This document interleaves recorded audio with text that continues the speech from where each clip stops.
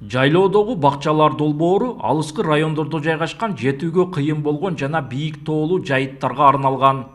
Мындай бала бакчалардын бири Кадамжай районуна караштуу Орозбеков айыл аймагынын Көтөрмө айылында ачылган.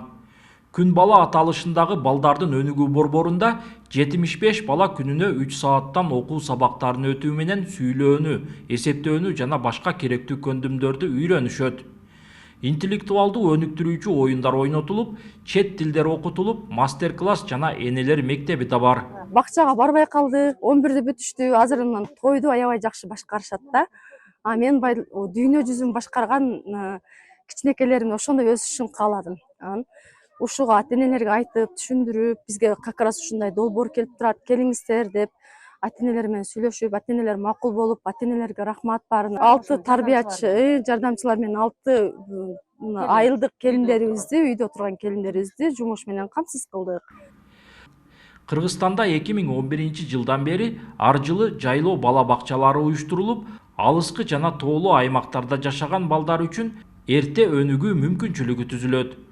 Бул демилге билим берүүнү, жеткиликтүүлүктү камсыз кылууну максат кылып, жергиликтүү жамааттар менен тыгыз ишке ашырылат. Балдарга азыркы мезгилде тогуз коргоол, жип менен сүрөттөрдү тартуу, вилка менен сүрөт тартуу, ошондой эле топ таш оюндары, ошол биздин унутулуп калган оюндарды, чүкө оюндары ушуларды үйрөтүп атабыз. 3 боз үй тигилип, кыска мөөнөттүү балдар бакчасы ачылганы Көтөрмө айылынын тургундарын кубанычка бөлөдү. Анткени бөбөктөр мектепке чейинки билим менен камтылбай калган дешет. Мындан улам жергиликтүү айыл тургундары да колдоп беришкен. Биздин мына Көтөрмө айылында 3 сааттык садик ачылды. Бизде садик жок эле. Азыр ушул 3 сааттык садикке балдарыбыз келип, 3 күн арасында дагы көптөгөн балдар достору менен ойноп, каникулду жакшы өткөрүшүп атат. Белгилеп өтсөк, жайлоо балдар бакчасы жыл сайын эл аралык уюмдар менен мамлекет ортосунда каржыланып уюштурулат. Кадамжай районунда буга окшогон 7 жай бар. Жакын аралыкта дагы 4 ачылат.